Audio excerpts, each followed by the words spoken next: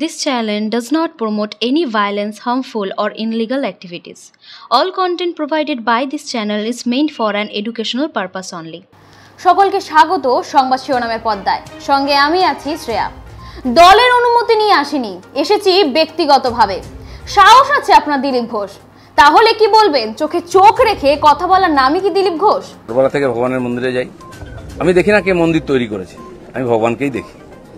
আর এটা আমরা জানি যে মন্দির যেই তৈরি করুক ভগবান সবার হয়। আবারও বলছি শুনুন কি বলল দিলীপ ঘোষ। দলের অনুমতি নিয়ে আসেননি তিনি, এসেছেন ব্যক্তিগতভাবে। সাহস আছে আপনার দিলীপ ঘোষ। তাহলে কি বলবেন? চোখে চোখ রেখে কথা বলার নামই কি দিলীপ ঘোষ? আর এটা আমরা জানি যে মন্দির যেই তৈরি করুক ভগবান সবার হয়। কালীঘাটের মন্দির তৈরি করেছে কেউ জানে না, বা তারকেশ্বরের মন্দির কে তৈরি করেছে আমরা জানি না, কিন্তু ভগবানকে দর্শন করতে যাই তখন ভুলে যায়। রাম মন্দির কে তৈরি করেছে সেটাও লোকে ভুলে যাবে, কিন্তু রামকে মনে রাখবে। আমি এসেছি। পশ্চিমবাংলায় সবকিছু তো রাজনীতি হয়, হয়েওছে, কিন্তু আমার খুব। গতকালকে একটা প্রতিবেদন করা হয়েছিল দিলীপ ঘোষকে নিয়ে। কাল থেকে আজ তারই মধ্যে অনেকটাই সময় গেল। যত সময় যাচ্ছে তাহলে কি দিলীপ ঘোষের টিআরপি বাড়ছে, নাকি বিজেপি থেকে মানুষ মুখ ঘুরিয়ে নিচ্ছে? উত্তরটা দেবেন আপনারা। তবে বিশ্বাস করুন, এটা বলা যায় যে দিলীপ ঘোষও রাজনীতির শিকার।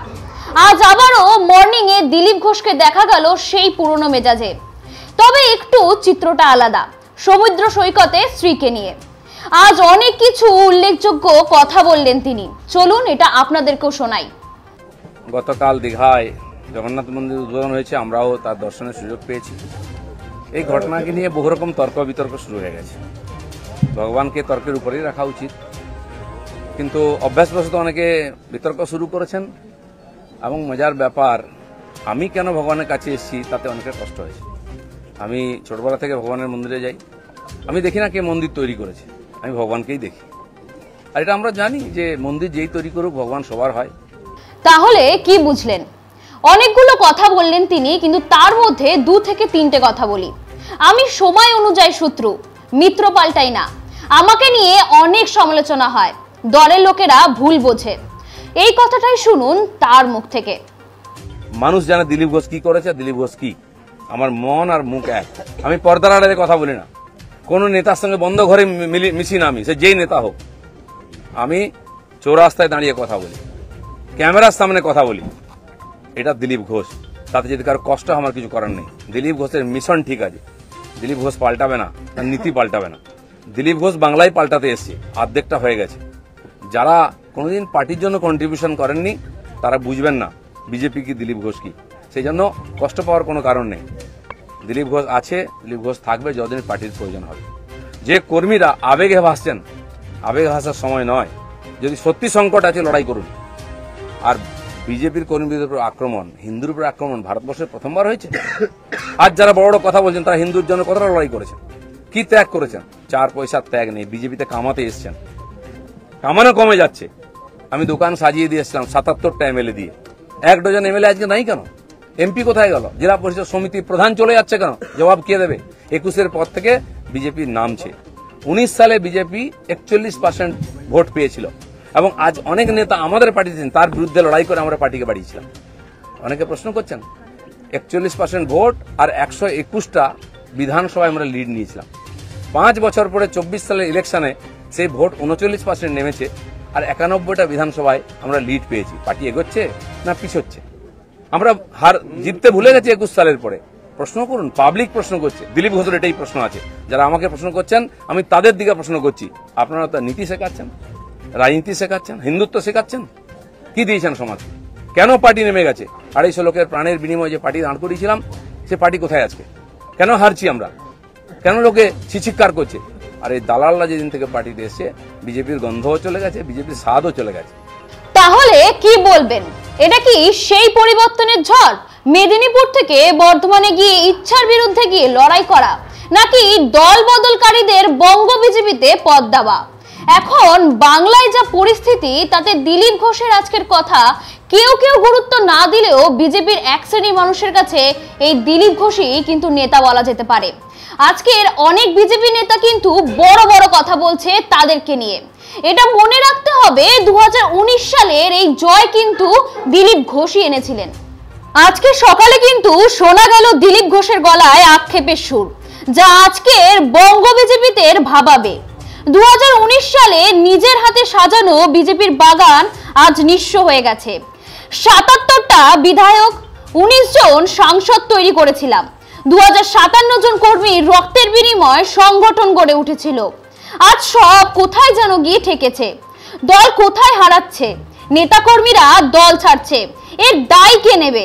সাফ জানিয়ে দিলেন, আমি কোনো দল ছাড়ছি না, আমি বিজেপিতেই আছি, বিজেপিতেই থেকে পরিবর্তন আনবো। বিজেপি নেতা দিলীপ ঘোষ দীঘার কর্মসূচি সেরে পূর্ব মেদিনীপুরের কোলাঘাটের বর্দাবার গ্রামে একটি চা চক্রের আয়োজন করা হয়। সেখানে যাওয়া মাত্রই বিজেপির একাংশ স্থানীয় নেতাকর্মীরা দিলীপ ঘোষকে দেখে বিক্ষোভ দেখান এবং গো ব্যাক স্লোগান দেন। তাদের অভিযোগ এমনটাই যে জগন্নাথ মন্দিরে যাওয়ার কারণে বিজেপি নেতা কর্মীরা ক্ষুব্ধ বলে জানিয়েছেন। দেখুন সেই দৃশ্য।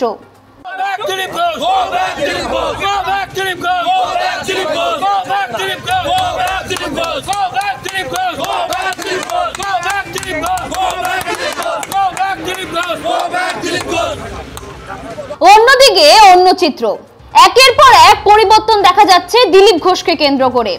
দীঘায় জগন্নাথ মন্দিরে দিলীপ ঘোষের যাওয়া নিয়ে জল্পনার মধ্যেই তার পাশে দাঁড়ালেন রাজ্য বিজেপি মহিলা মোর্চার সভানেত্রী ফাল্গুনী পাত্র। তিনি বলেন, এটা দিলীপ ঘোষের ব্যক্তিগত সিদ্ধান্ত, এর সঙ্গে রাজনীতি নেই। তৃণমূলে যোগদানের প্রশ্নও তিনি উড়িয়ে দেন, এমনকি তিনি তোপ দাগেন মুখ্যমন্ত্রী মমতা বন্দ্যোপাধ্যায়ের দিকে। তিনি কি বললেন সেটাই শুনুন। দেখুন, আমাদের যখন রাম মন্দির হয়েছিল, তো আমাদের বলতে হিন্দুদের সবাইকে ডাকা হয়েছে। অনেকে গেছেন, অনেকে জানেন, বিশেষত আমাদের পশ্চিমবঙ্গের দিদিমণি তো জানিনি। তো এখানে স্বভাবতই দিলীপদাকে আমন্ত্রণ করা হয়েছে, তিনি সেই ডাকে গেছেন। তিনি একজন হিন্দু, সেই হিসাবে তিনি জগন্নাথ মন্দিরে গেছেন। কিন্তু এটা মনে রাখতে হবে, দিদিমণি এটা জগন্নাথ দেবের যে মন্দির, সেটা সেই সরকারি টাকায় জগন্নাথ ধাম কালচারাল সেন্টার বানিয়েছেন। এটা কিন্তু চারধামের যে পুরী ধাম, যে আমরা যে চারধামের মধ্যে পড়ে, সেই ধাম কিন্তু এটি নয়, এটা একটা কালচারাল সেন্টার। দেখুন, দিলীপদা কেন গেছে তিনি তার উত্তর তিনি নিজেই সবাইকে দিয়েছেন, সেই ব্যাপারে আমার কিছু বলার নেই। এবং তিনি যেটা বলেছেন যে তিনি সৌজন্যতার জন্য গেছেন, তিনি হিন্দু হিসাবে সেখানে গেছেন। কিন্তু আমার যেটা ব্যক্তিগত, এটা হচ্ছে নিশ্চয়ই হিন্দুদের আবেগ, হিন্দুদের ধর্ম আমরা মাথায় রেখেই আমরা এই মন্দির, এই পুজোটাকে নিয়ে আমরা খেলা করি না। একদিকে বিজেপি বিগত নির্বাচনগুলোতে যেমন পরাজয় আসছে, অপরদিকে ঠিক তেমনই বিজেপি নেতাদের নিজেদের মধ্যে গোষ্ঠীদ্বন্দ্ব প্রকাশে আসছে। এটা কি ঠিক সময়, নাকি একত্র হয়ে লড়াই করবার সময়? আবারও বলছি, বিজেপি ভুল করছে দিলীপ ঘোষের বিরুদ্ধে গিয়ে। সেটা আজ জানি না দিল্লির নেতারা বুঝবেন কিনা, তবে দেখে নেবেন দিলীপ ঘোষ যদি রাজনৈতিক পরিবর্তন করেন, তাহলে বঙ্গ বিজেপির বেশ কিছু কর্মীরা মুখ ফেরাবেন বাংলা থেকে। তার সময় বলবেন আপনারা। পাশে থাকুন, দেখতে থাকুন সংবাদ শিরোনাম। অবশ্যই জানাবেন আপনাদের মতামত। মানুষের পাশে, মানুষের সাথে আমরা আছি এই বাংলাতে। আপনারা দেখছেন সংবাদ শিরোনাম। দেখলেন তো অনেক কিছু, এবার দেখুন নতুন কিছু।